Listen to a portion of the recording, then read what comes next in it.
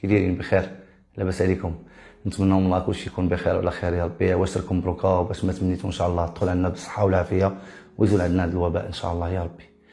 اليوم ان شاء الله غادي ندردش معكم شويه ونبداو شي قصه زوينه، نتعاودوا شويه على الطرائف والمغامرات اللي كنت كنعيش سواء مع الامن او مع الموظفين ديال السجن. وعلى ذكر السجن يعني كل التضامن ديالنا مع روح الفقيد الموظف ديال تيفلت، الله يرحمه مسكين ويوسع له في هذا النهار. لا حول ولا قوه الا بالله.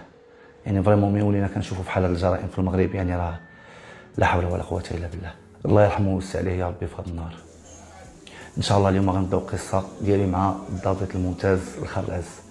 صراحه عشت معاه طرائف زوينه، يعني اغلبيه المطاردات اللي كنت كنتعرض لهم من الامن في الوقت اللي كنت كنتاجر في المخدرات. انا هادشي ما كنقولوش باش نشجع به، وانما عندك شي واحد يدير بحالي. يعني انا راه ندمت على داك الشيء واستفدت من العقوبه اللي دوزت، وما بقيتش كنفكر نرجع نفكر في داك الطريق اللي كنت فيها. يعني حتى واحد ما يسمع هاد الهضره ويقول راني عاجبني الحال كنعاود عليها، مي راه كنعاود لكم شي حاجه وقعت ديجا والحمد لله ما بقاتش وراه حنا ندمنا عليها. في 2007 انا كنت كنبيع الحشيش هنا في طيبيه، وفي الصيف ديال 2007 الوقيته اللي غنشد فيها الخراز كان تيجيو العناصر ديال الامن كانوا ديما كيجيو يسمروا عليا حدا الدار باش يديوني. وانا كانت كتوصلني الهضره من عند الجيران وكيقولوا لي راه جاو البوليس باش يديوك، وانا كنجي كنطلع لهم السطوحه وكنبقى نطلع عليهم. واحد النهار شافني وتبعني تبارك الله، هو كان صحيح يعني. والمشكل دابا هو انا عزيز عليا، واخا هو كيتبعني تيبغي يشدني انا ما كنت محترمه. يعني واخا كنتلاقاه خارج النطاق ديال الخدمه تنلقاي له التحيه وتنقول له اسمح لي يا عمي والله يعفو عليا وانا ظروفي صعيبه. تيقول لي انا والله ما نرحمك، ظروفك صعيبه، خرج ضرب تماره عرق عليها وجيبها بعرق كتافك وديك الساعه غادي يسهلها لك الله.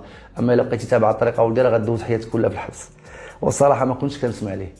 جا ليا شي جوج مرات، واحد النهاريات جا ليا مع 6 الصباح دخل عليا للدار. هاد المساله هادي كنا طرقنا لها واحد النهار في واحد اللقاء انا وياه وتعاودنا عليها. جا ليا في 6 الصباح انا ناعس في البيت حتى كنسمع الدقان.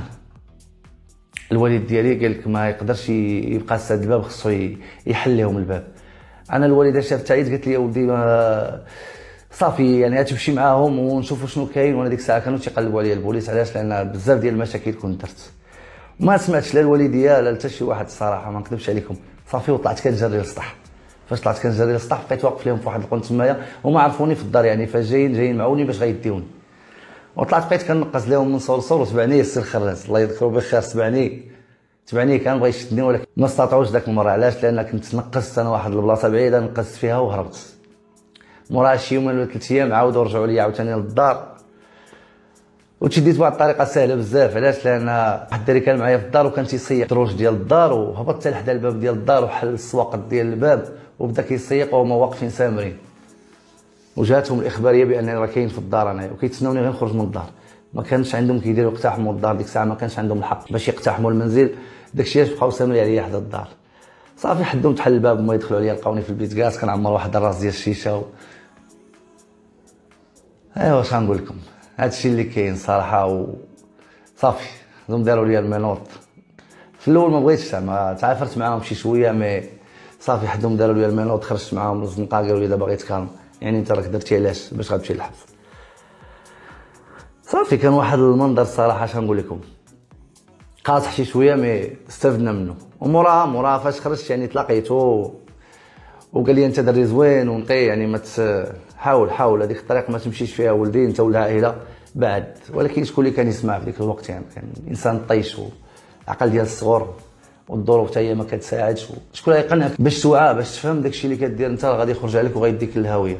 وفعلا داكشي اللي كاين. يعني داك الطيش اللي كان عندنا في الصغر راه بسببه باش مشينا للحبس وبقينا داخلين خارجين ودخلنا في مشاكل ودخلنا في صراعات وبقينا راسنا ضاربين يدينا واشمين. والطريفه الاخرى اللي وقعت لي مع السي الخراز، واحد النهاريات انا كنت في واحد القهوه بجناب الواد في رمضان.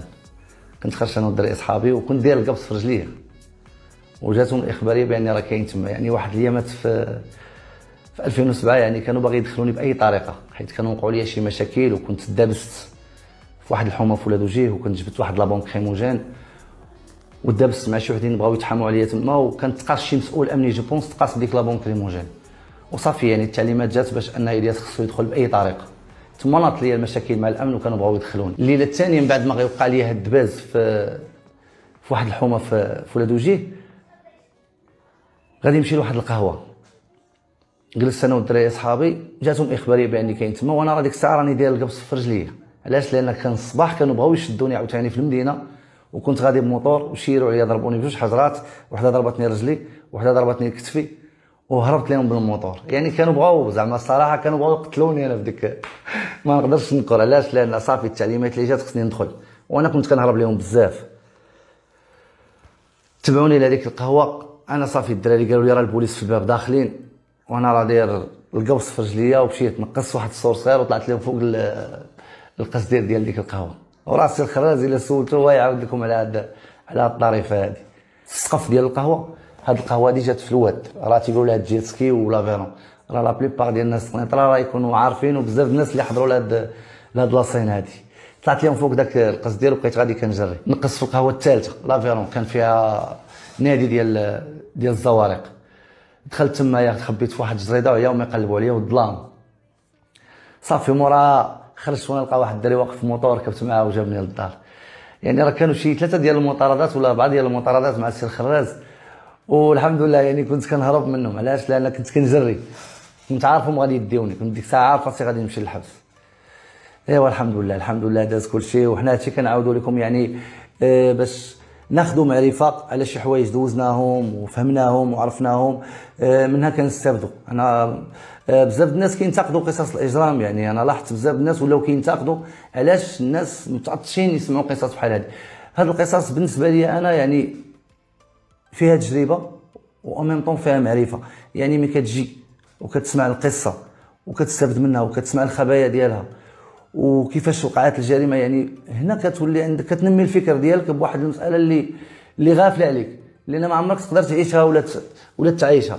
ملي كتدخل اليوتيوب كتلقى محتوى ديال السجن، كتلقى قصص بوليسيه، يعني شي حاجه اللي يقدر يستافد منها الواحد. والحمد لله دابا تبدل كل شيء. يعني هاد الفيديوهات درناهم كمحتوى اللي يقدر يستافد منه اي واحد كيفكر انه يخرج للطريق، رغم الظروف تكون كيف ما بغات تكون عنده، يحاول يقلب على طريق الحلال حيت هي اللي غتوصلو. طريق الحرام واخا تبان لك فلوسها ساهله وتلقاها في جيبك ديما، وفلوس الحرام يعني دغيا كتوجد، واي حاجه بغيتيها كتقدر تلقاها، ولكن كون متاكد بانك غادي تجلس في الحبس ما غتلقى حتى ما تاكل واخا داكشي كامل. علاش؟ لان سبحان الله العظيم البركه ما كتكونش في ديك الفلوس، واخا تكون عندك كونتيتي ديال الفلوس مي انت ما كتقدرش حتى نفسيا تعيش مرتاح ولا دير بها شي حاجه زوينه. يعني فلوس الحرام كتمشي في الحرام. نتمنى من الله خير الخوت، تنبغيكم بزاف مع خوكم الياس قراري. كانت هذه قصه صغيره عاودتها لكم، داز بيني وبين الاستاذ الضابط الممتاز والاعلامي السي الخراز. كنتمنى انها تعجبكم ونتمنى من الله خير يا ربي، وتنبغيكم بزاف مع خوكم الياس قراري.